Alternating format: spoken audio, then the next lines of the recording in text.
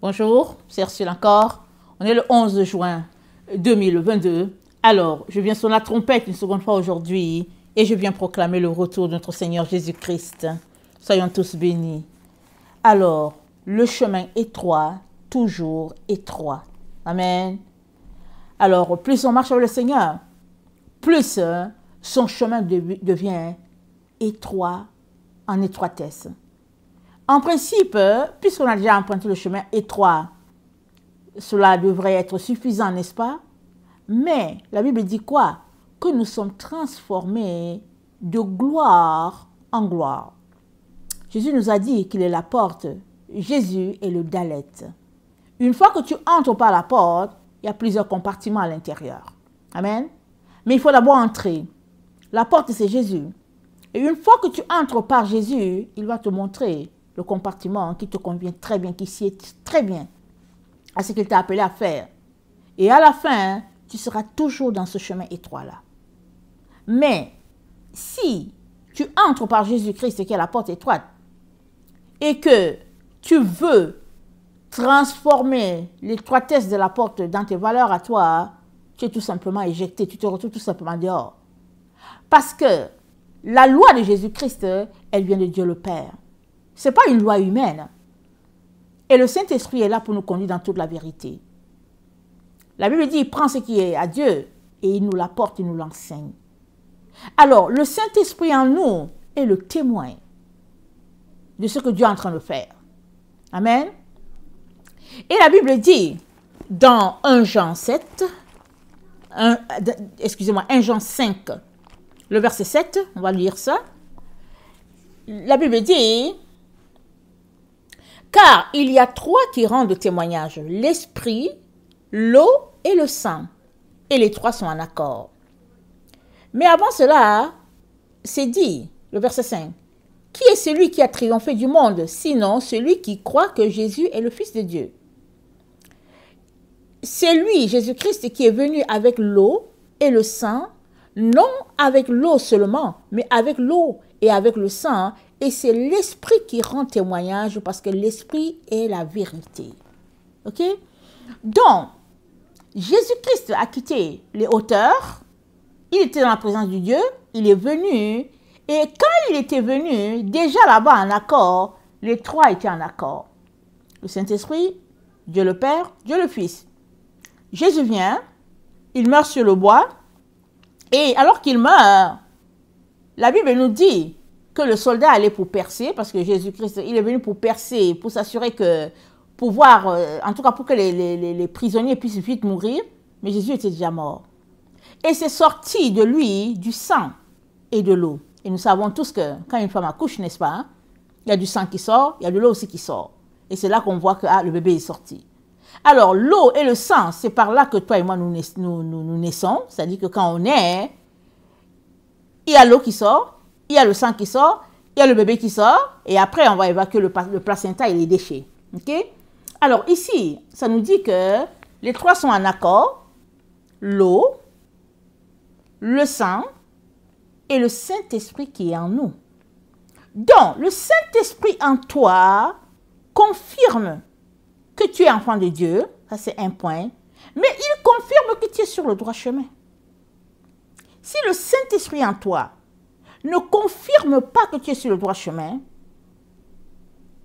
alors c'est qu'il y a l'esprit d'erreur à quelque part. Souvent l'erreur vient du fait que on est accroché à des esprits séducteurs. Souvent on a des esprits de famille. Souvent on a notre propre orgueil. On a notre propre compréhension de la vie en disant il ne faut pas exagérer quand même.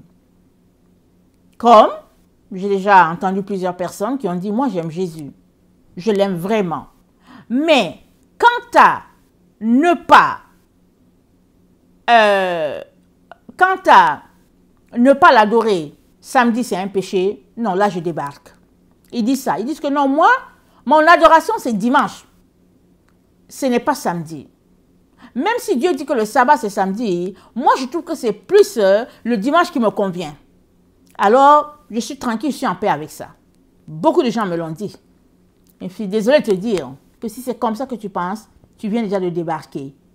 Parce que dans ton amour de Jésus-Christ, il y a une teinte de ténèbres. Tu n'es pas prêt à obéir à Dieu. Parce que sabbat, ça veut dire samedi, ça ne veut pas dire dimanche. Alors, si tu aimes Dieu selon tes conditions, alors tu prouves que tu n'es pas son enfant. Ce n'est pas compliqué. Bien sûr, quand on est habitué à faire les choses d'une façon et qu'il faut changer, ça prend toujours un renoncement, ça prend toujours un abattement, ça prend toujours, en tout cas, quelque chose qu'on perd. Mais c'est bien si on perd le contrôle sur notre vie, parce que c'est le Seigneur qui vient de prendre le contrôle sur notre vie. Ça, c'est merveilleux. Amen. Alors, donc, l'eau, le sang et l'esprit rendent témoignage parce que les trois sont en accord. Et les trois sont toujours en accord quand tu es en train de marcher selon la vérité. Mais s'il arrive qu'un jour, tu te sens mal par rapport à une situation, sache que il y a quelque chose qui grinche. Mais maintenant, si, malgré le fait que ça grinche, tu penses que ce n'est pas toi le problème, tu continues ton chemin, comme tu le penses, mais tu viens de débarquer.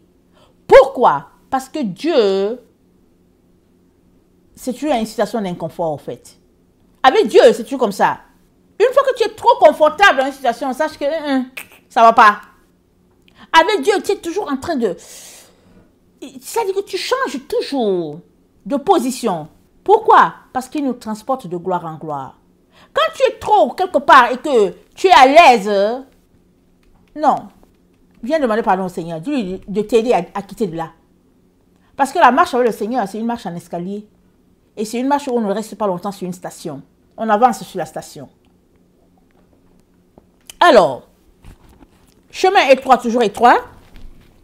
Matthieu 7 nous dit, le verset 13. Entrez par la porte étroite, car large est la porte, spacieux est le chemin qui mène à la perdition, et il y en a beaucoup qui entrent par là. Mais étroite est la porte, resserré le chemin qui mène à la vie, et il y a peu qui les trouvent. Alors le lait c'est mis pour qui? C'est mis pour la porte et pour le chemin. Alors, la porte, nous savons que c'est Jésus-Christ. Amen. Et le chemin, c'est quoi? Ce sont ses sentiers. Pas ses sentiers, ce sont ses préceptes. Ce sont les règles, les lois qu'il nous donne de suivre. C'est ça les chemins. Pour notre sanctification, pour notre épuration. Alors, comme la vidéo tout à l'heure, je viens de parler de les 7 anges de la mer terrestre, les 7 anges du Père éternel. Alors, tout chrétien va s'arrêter, va dire, mais c'est quoi ça? Mais un autre aussi va dire, ok, allons-y, on va apprendre, on va savoir. Et l'attitude que tu devrais avoir, c'est l'attitude de quelqu'un qui veut apprendre. Mais si tu es dans l'attitude de quelqu'un qui est rigide, tu ne peux pas aller loin. Parce que la loi de Dieu, ou bien, comment dire ça? L'amour de Dieu nous donne d'être flexible. Amen. Dans l'amour. On doit être capable, le Saint-Esprit doit être capable de nous plier, de nous déplier, de faire de nous ce qu'on veut parce que c'est le Saint-Esprit qui nous conduit. Amen. C'est ça la loi de Dieu. Mais quand tu es rigide et que tu ne veux pas bouger de ta position, il y a un problème. Et le problème, ce n'est pas Jésus, c'est toi. C'est toi. Tous ceux-là qui reçoivent le Saint-Esprit, ce sont ceux qui n'étaient pas confortables dans la position qu'on leur a dit en disant tu as déjà le Saint-Esprit. Tous ceux-là qui vont se faire baptiser, quand ils sont déjà baptisés bébés, c'est ceux-là qui disent que non, ok, d'accord, je suis baptisé bébé, mais je n'ai pas vécu l'expérience. C'est-à-dire que pour que tu avances d'une station à une autre, il faudrait que tu sois prêt à apprendre. Il faudrait que tu sois prêt à changer ce qui a changé. Sinon, tu te retrouveras malgré toi sur le chemin spacieux. Tu vas dire, mais comment j'ai fait pour être là? C'est justement parce que tu as refusé de prendre le chemin étroit. Parce que tu l'as trouvé trop étroit à ton niveau. le chemin étroit, il devient tellement étroit à tous les jours jusqu'à ce que, à un moment donné,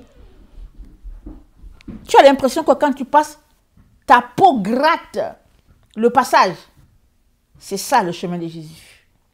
À un moment donné, tu te dis, mais est-ce que je vais pouvoir entrer?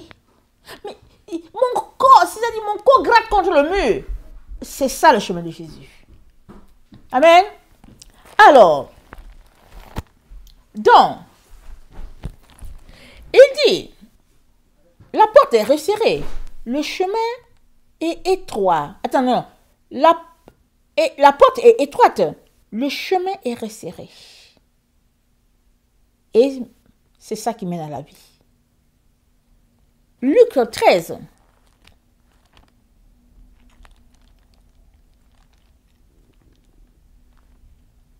Le verset 24 nous dit, excusez-moi,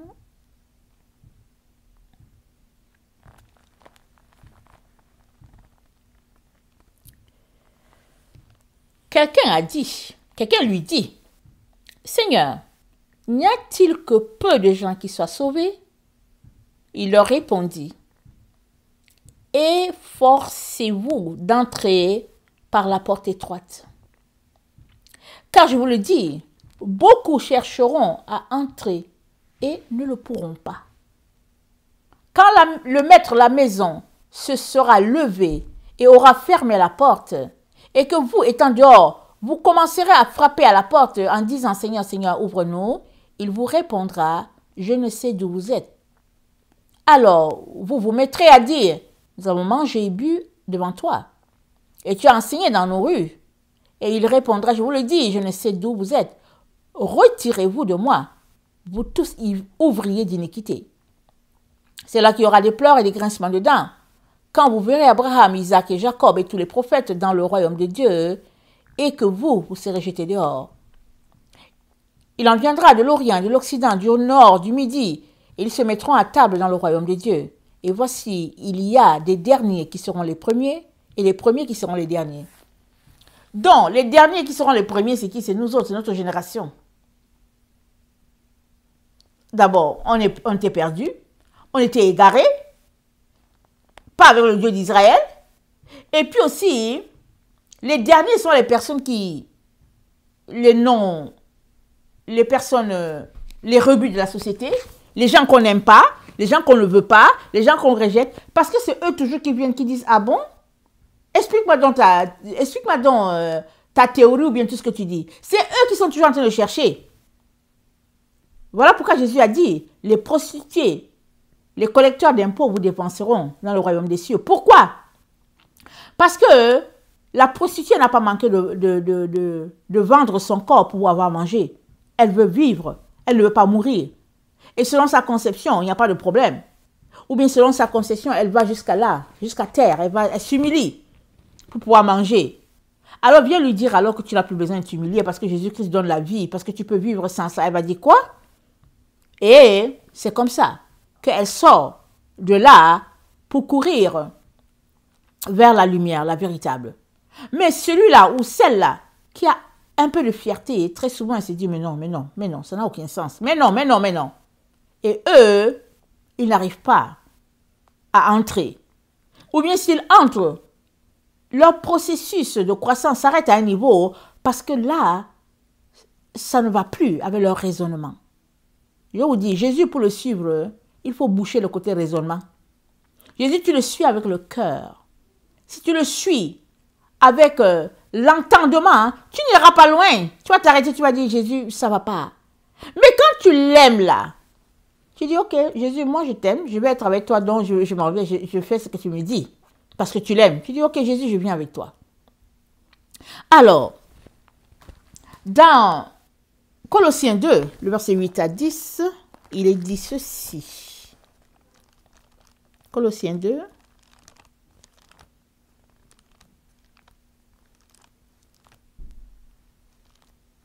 Excusez-moi.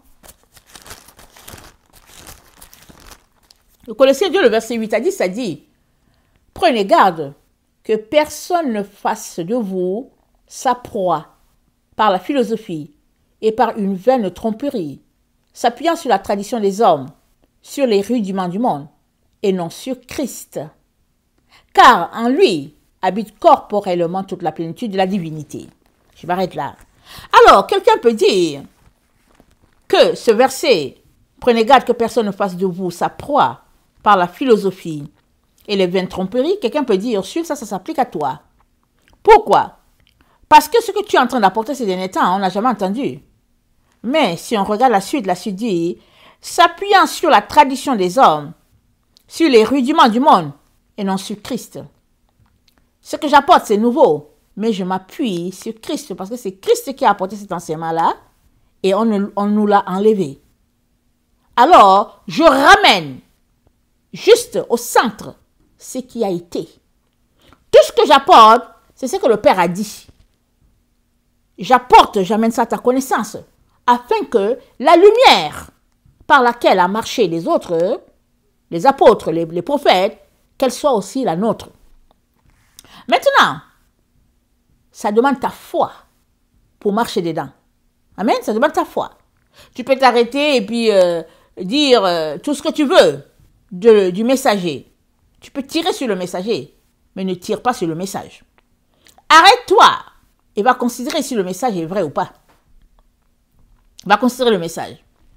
Moi, j'ai déjà reçu des commentaires.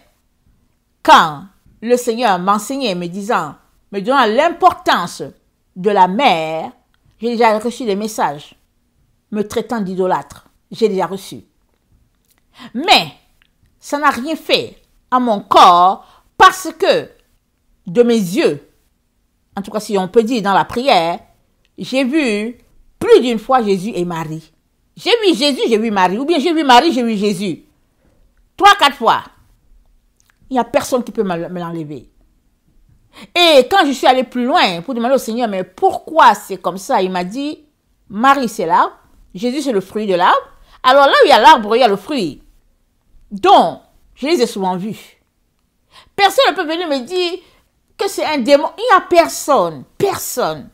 Mais à partir de ce moment-là, que tu vois ça et que tu es en prière, tu t'arrêtes, tu te dis, mais qu'est-ce qui se passe? Mais pourquoi est-ce que chez les protestants, on dit que on ne doit rien avoir à faire à cette femme? Mais quand finalement tu marches dedans, tu te rends compte que s'il y a bien une personne à qui nous devons avoir affaire, c'est bien Marie. Parce que c'est elle que Dieu le Père a vue.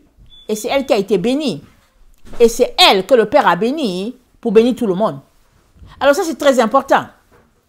Et on ne peut donc pas esquiver ce que le Père a qualifié de véridique. Et puis par lequel on devrait marcher. Alors, le verset 10 de Colossiens, le verset 10 de Colossiens 2 dit, vous avez tout pleinement en lui, qui est le chef de toute domination et de toute autorité. Et c'est en lui que vous avez été circoncis d'une circoncision que la main n'a pas faite, mais de la circoncision de Christ, qui consiste dans le dépouillement du corps de la chair. Ayant été ensevelis avec lui par le baptême, vous êtes aussi ressuscités avec lui. Vous êtes aussi ressuscités en lui et avec lui par la foi en la puissance de Dieu qui l'a ressuscité des morts. Vous qui étiez morts par vos offenses et par l'incirconcision de votre chair, il vous a rendus à la vie avec lui en nous faisant grâce pour toutes nos offenses. Il a effacé l'acte dont les ordonnances nous condamnaient et qui subsistait contre nous. Et il l'a détruit en le clouant à la croix. Il a dépouillé les dominations et les autorités et il les a livrées publiquement en spectacle en triomphant d'elles par la croix. Que personne donc... On va s'arrêter là. Donc, il a triomphé d'eux sur la croix. Mais Jésus-Christ, il a fait tout ça. Et on a toutes les preuves. C'est-à-dire que quand on prend son chemin et tout, et puis la personne qui parle de ça, là, c'est Paul. Paul qui persécutait l'Église, c'est lui aujourd'hui qui nous dit de ne pas se laisser tromper.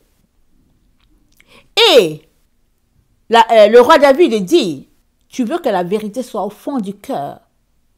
Fais donc pénétrer la sagesse au-dedans de moi pour que je puisse marcher selon cette vérité-là. Alors, la vérité elle est divine. La sagesse, elle est divine aussi. La seule manière pour toi de marcher dans la sagesse et dans la vérité, c'est que tu implores ce Dieu-là. Et si ta situation persiste et que tu n'arrives pas à connecter à la vérité divine, examine-toi. Examine-toi. Regarde un peu qu'est-ce qui bloque. Parce que Dieu, dans sa grande bonté, ne veut que nous sauver, ne veut que nous révéler son plan, sa voie. Alors, le chemin est étroit. Et chaque jour, quand nous marchons, il devient de plus en plus étroit. Plus en plus. Mais, si nous avons des préjugés, surtout si nous avons du mépris, on perd les pédales. On perd. Le mépris, c'est quelque chose c'est un vice terrible. Il y a beaucoup de gens qui ont le problème de mépris. Souvent, hein, ou bien, il y a beaucoup de gens qui ont le problème de mépris. Ou bien, disons, il y a beaucoup de gens qui ont le problème d'orgueil. Quelqu'un qui a l'orgueil, il méprise les autres. Ou bien, quelqu'un qui a l'orgueil, il peut dire, si c'était vrai, Dieu me l'aurait dit. Ça ne peut pas venir de telle personne. Et ça dit, chacun devrait s'examiner. Ok? Chacun devrait s'examiner pour savoir, Seigneur, où se trouve la vérité? C'est où, Seigneur? Et Dieu qui est amour, qui est bonté, il va nous aider. On ne peut pas entrer en communion avec Dieu par nous-mêmes.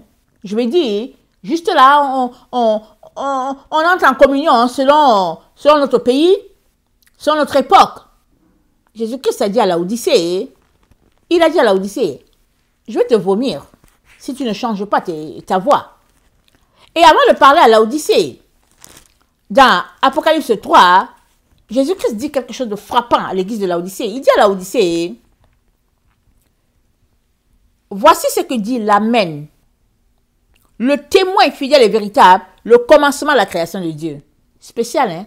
Jésus commence à dire, voilà ce que dit, ainsi soit-il. Il ne commence pas à dire, bonjour, je suis Jésus-Christ. Bon... Non, il commence par la fin. Il dit, voilà ce que dit l'Amen. Il a commencé par la fin. Pourquoi? Parce que le commencement, c'est bientôt. On entre au 8e jour bientôt. On est à la fin, là. On est à la fin du 6e. Le 7e, c'est le repos. Et on va tomber dans le 8e jour. C'est ça que Jésus-Christ est en train de dire. Alors, il dit à Laodicée, hé, Laodicée, on est dans les derniers moments sur la terre. Considère que c'est ça. Et embarque dans ma façon de voir les choses. Sinon, tu seras tout simplement déclassé. Alors, mais qu'est-ce que Jésus-Christ reproche à Laodicée? Il dit à Laodicée, je connais tes œuvres. Je sais que je connais ton problème. Tu aimes la tiédeur. Tu aimes l'eau froide, tu aimes aussi l'eau chaude. Tu aimes le Sprite, tu aimes aussi la bière. Tu mélanges tout, Laodicée. C'est-à-dire que tu aimes une situation où mi figue, mi raisin, tu es bien dedans. Mais Jésus-Christ dit à Laodicée, il faut que tu décides. De quel côté es-tu?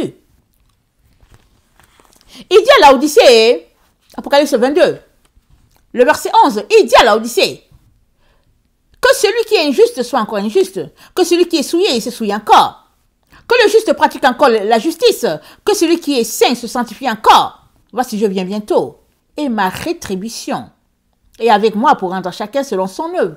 Il vient et il a déjà son cadeau avec lui. Mais c'est qui son cadeau? Son cadeau, c'est l'église triomphante. Quand Jésus-Christ vient, il dit que son église est déjà avec lui. Ceux-là qui lui obéissent, ceux-là en qui il se retrouve, ils sont avec lui. Ça veut dire que tu n'auras pas le temps de dire, Jésus, tu sais quoi, parce que tu sais, au fait, non. Quand il vient là, ceux qui doivent être transformés auront déjà le corps transformé et tu seras juste dans la surprise. Mais, avant que cela se réalise, il dit à Laodicée, il dit, parce que tu dis, le verset 17, Apocalypse 3, verset 17, parce que tu dis, je suis riche, je n'ai besoin de rien. Parce que tu ne sais pas que tu es malheureux, misérable, pauvre et aveugle et nu. je te conseille d'acheter de moi, hein, de l'or éprouvé par le feu, afin que tu deviennes riche, et les vêtements blancs, afin que tu sois vêtu, et que la honte de ta nudité ne paraisse pas, et un collier pour oindre tes yeux, afin que tu vois. Moi, dit Jésus, je reprends et je châtie tout ce que j'aime, et donne du zèle. Repens-toi. L'église de Laodicée a besoin d'un zèle pour se repentir. Pourquoi? Parce que nous sommes dans le moment dans la vie où on n'a besoin de rien, on n'a pas besoin de Dieu. Dès qu'on veut de l'eau, on ne va pas au puits, on ouvre le robinet et puis l'eau vient. Dès qu'on a besoin d'eau chaude, on ne va pas mettre la casserole sur le feu, on ouvre juste la tuyauterie, le tuyau et puis voilà, on a l'eau chaude. Dès qu'on veut manger, on n'a pas besoin d'aller loin, la nourriture est déjà préparée.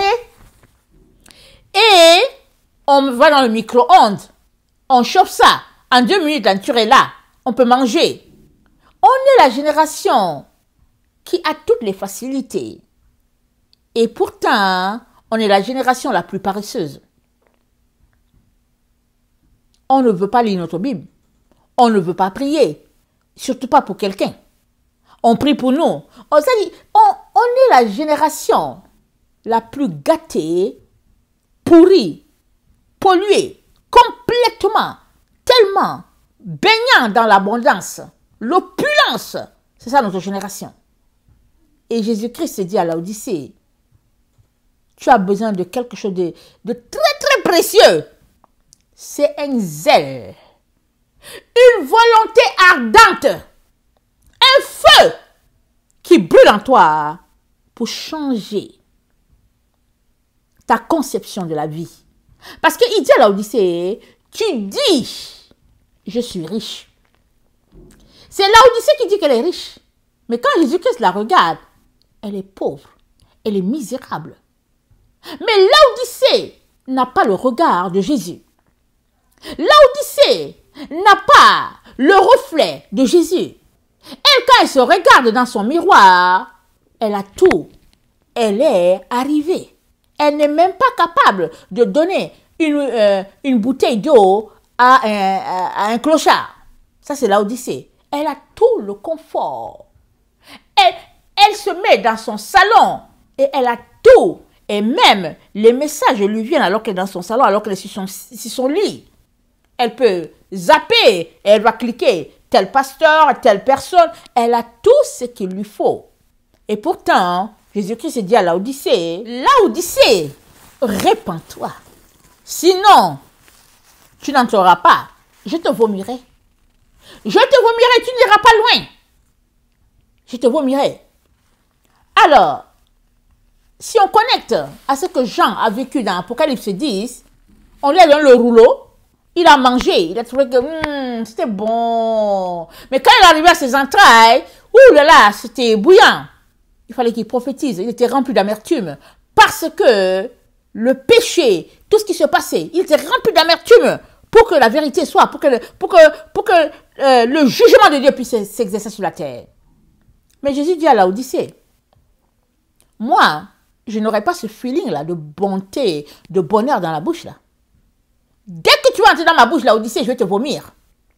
Parce que tu es dégoûtante. C'est dégoûtant ce qui sort de toi, Laodicée. Tu aimes fonctionner avec le bien et le mal, avec la lumière et les ténèbres, avec le mensonge et la vérité, avec le monde et puis le ciel. C'est comme ça que tu veux fonctionner. Tu veux fonctionner comme le diable a inspiré Ève dans Genèse 3. C'est comme ça que tu veux fonctionner. Mais moi, je te dis que je suis l'Amen. Je suis celui-là qui commence mon message pour toi par la fin. Si tu n'es pas prêt à retourner au commencement, c'est-à-dire la Genèse, tu ne finiras pas l'Odyssée. Tu ne finiras pas. Ta vie sera loin de Dieu. Tu seras vomi. Alors, tout cela pour dire que le chemin étroit, ça n'a pas commencé avec nous. Ce n'est pas avec nous que Jésus a dit qu'il faudra qu'on passe par le chemin étroit. Jésus lui-même, il a pris le chemin étroit. Il l'a pris et il nous a dit qu'il était la porte, il était le Dalet. C'est-à-dire qu'il a fait vœu de chasteté. Il est la personne qui a renoncé à tout, toute sa gloire.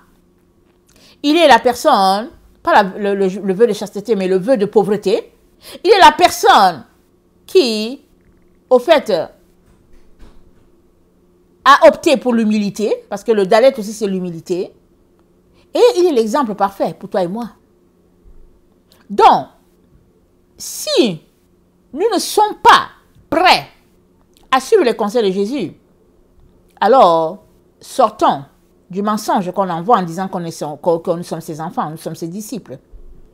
Parce que la vérité est que toi et moi sommes appelés à prendre le chemin étroit comme Jésus l'a pris. Et l'autre vérité est que le chemin étroit, chaque jour, il devient étroit. Quand tu l'empruntes, tu ne restes pas là, sur cet endroit, parce que on est transformé de gloire en gloire. Chaque jour, le chemin devient plus étroit. Si tu refuses d'emprunter le chemin étroit que Jésus-Christ te montre, alors tu viens de signer que tu restes à cet endroit. Tu viens de dire que je ne suis pas prêt à aller à l'autre étage. Et à partir de là, Jésus ne peut rien pour toi, puisque c'est toi qui as choisi de rester à cet étage-là. Mais si tu veux aller plus loin, il va venir t'aider. Et il va t'aider à passer par ce trou-là, qui est encore étroit, et jusqu'à ce que Jésus vienne le chercher. Alors, je viens t'encourager à rechercher toujours et toujours le chemin étroit à chaque jour. Assure-toi que le chemin que tu as pris aujourd'hui, il était plus étroit que celui d'hier. Ainsi, tu sauras que tu es en train de marcher selon Jésus. Alors, je terminerai en disant que, je vais lire Apocalypse 21, le verset 7, ça dit, « Celui qui vaincra héritera ces choses. Je serai son Dieu, il sera mon fils, pardon. Mais, pour les lâches, les incrédules, les abominables, les meurtriers, les impudiques, les enchanteurs, les idolâtres et tous les menteurs, leur part sera dans l'étang de feu et de soufre, ce qui est la seconde mort. » Jésus ne veut pas pour toi ni pour moi la seconde mort. Il ne veut pas cela. Il veut que toi et moi nous soyons vainqueurs. Mais il n'y aura pas de vainqueur si nous ne sommes pas prêts à prendre le chemin étroit et tous les jours, étroit et plus étroit tous les jours. Il n'y aura pas de vainqueur. On ne sera pas vainqueur. Si on aime le confort, si on arrive et puis on est tout simplement confortable, il n'y aura pas. À un moment donné, il est très important qu'on règle ça. Parce qu'on ne peut pas être stationnaire. Ça n'existe pas être stationnaire. Si tu es stationnaire, c'est que tu es en train de dégringoler. Il n'y a pas un étage où on reste là stationné. Ça n'existe pas cet étage. Ou bien tu montes, ou bien tu descends. C'est tout. Que le Seigneur bénisse sa parole. Je vous aime beaucoup et Dieu davantage. Maranatha, Jésus revient. Amen et amen. Alléluia.